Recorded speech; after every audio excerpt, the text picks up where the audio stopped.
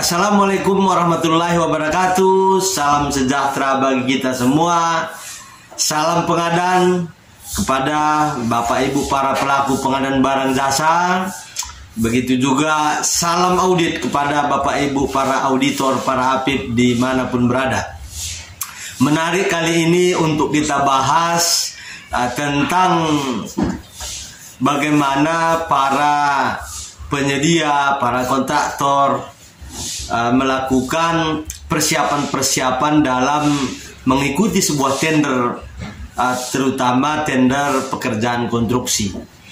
Kita tahu dalam mengikuti tender konstruksi ini ada persyaratan teknis yang diminta, ya ini ada peralatan, ada personil manajerial, di sana diminta dalam rangka mengikuti tender tersebut. Nah, kadang-kadang persyaratan ini tidak ada disiapkan oleh para penyedia, tetapi kadang persyaratan-persyaratan tersebut bisa didapatkan di lapangan melalui percaloan.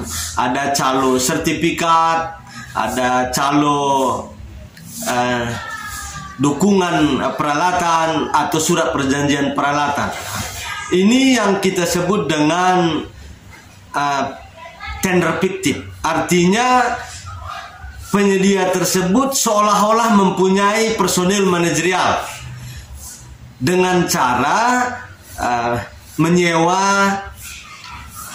sertifikat tenaga teknik baik di SKT maupun K3.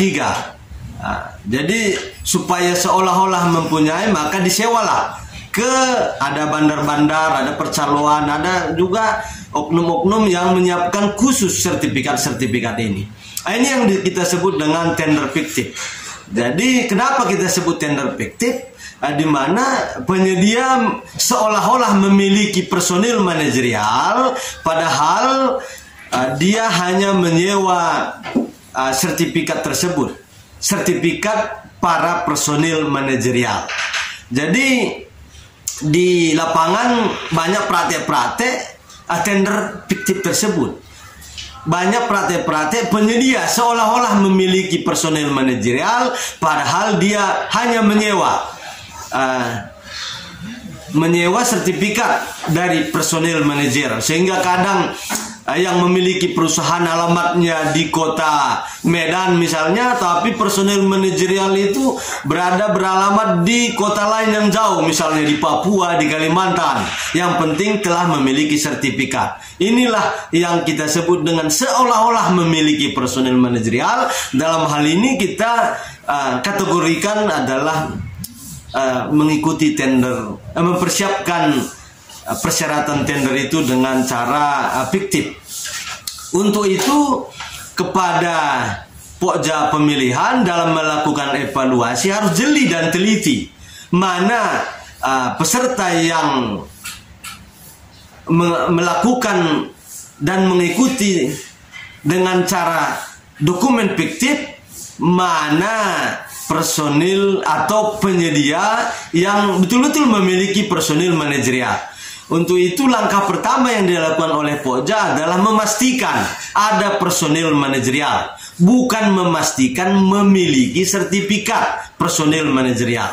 Jadi di dalam peraturan juga, di dalam dokumen juga diminta adalah personil manajerial yang memiliki sertifikat. Jadi pastikan adakah personil manajerial tersebut dimiliki oleh penyedia yang mengikuti tender. Dalam hal ini kita sebut peserta. Maka langkah pertama adalah ditanya kepada peserta atau dievaluasi dokumennya. Adakah indikasi peserta tersebut betul-betul memiliki personil manajerial, tidak semata-mata memiliki SKT, atau hanya memiliki SKA. Langkah pertama tadi memastikan ada personil manajerial, lihat ada orangnya apa tidak. Kalau kita tidak yakin sebagai pokja, maka lakukan klarifikasi. adakah orangnya ini mengklarifikasi, atau walaupun ada orangnya, sudahkah mereka ini melakukan kesepakatan-kesepakatan. Jadi ditanya kepada personil manajerial tersebut yang bersangkutan, bisa ditanya, dihadirkan ke Pokja atau bisa didatangi rumahnya. Sudahkah mereka bersepakat kalau nanti menang ini gajinya berapa? Sudah ada kesepakatan dia dipekerjakan apa tidak? Atau antara personil manajerial yang memiliki SKT dengan peserta tender ini hanya kesepakatannya sewa menyewa sertifikat, yang dalam hal ini misalnya diberikan 1,5 juta untuk SKT pelaksana dan SKT K3. Ini kan perlu dilakukan evaluasi oleh Pokja, memastikan ada personil manajerial, karena intinya bukan SKT ada, tapi intinya adalah personil manajerial ada apa tidak. Maka dilakukanlah klarifikasi ke tempat-tempat yang menurut kita perlu mendapat klarifikasi untuk memastikan adakah kesepakatan mereka kalau nanti sudah dimenangkan tender ini dia yang akan bekerja. Seperti yang kita sampaikan di awal, itu pada Pokja untuk memastikan atau menghilangkan atau setidaknya mendeteksi praktek-praktek tender fiktif melalui sewa menyewa sertifikat ini. Orangnya tidak ada, yang penting sertifikatnya ada. Ini yang harus kita hindari. Jadi kalau seandainya personil manajerialnya tidak ada dan hanya mengandalkan sertifikat doang, maka wajar untuk digugurkan. Itu pada tahap Pokja melakukan evaluasi.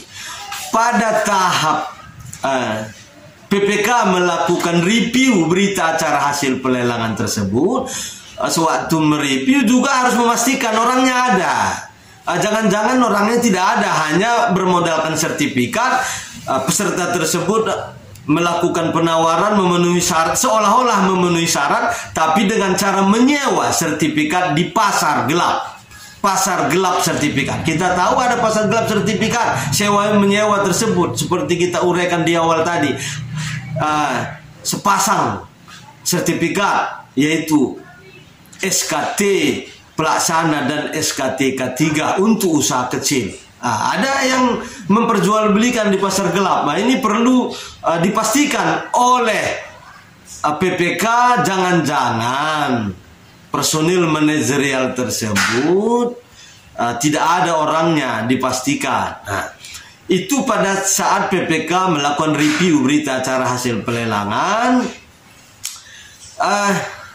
Juga selanjutnya di saat pelaksanaan pekerjaan, yaitu pada saat rapat persiapan pelaksanaan kontrak, juga PPK harus bisa memastikan ada orangnya apa tidak. Jangan-jangan nanti begitu pelaksanaan dimulai, dipasang titik nol, yang hadir hanya para tukang. Mandor tidak ada, hanya tukang yang hadir di sana, K3-nya pun tidak ada. Ini yang perlu dilihat. Mulai saat ini juga, di saat melakukan rapat persiapan pelaksanaan kontrak, atau juga dilanjutkan dengan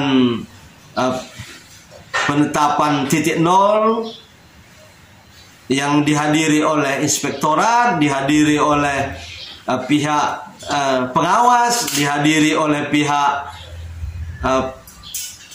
penyedia, ada PPK, ada PPTK. Di sana juga dipastikan ada tidak dua personil manajerial yang diminta tersebut, supaya tidak terhindar dari praktek pelaksanaan pekerjaan juga fiktif. Praktek pelaksanaan pekerjaan yang fiktif tersebut itu adalah tidak dihadiri oleh dua orang personil manajerial untuk usaha kecil itu, yaitu pelaksana maupun K3-nya. Jadi harus dipastikan pada saat dimulainya pelaksanaan kontrak tersebut juga dipastikan ada orangnya apa tidak. Setelah di dalam perjalanannya, para pengawas juga harus memastikan. Yang pertama dilihat oleh pengawas itu adalah organisasi yang melaksanakan pekerjaan konstruksi tersebut.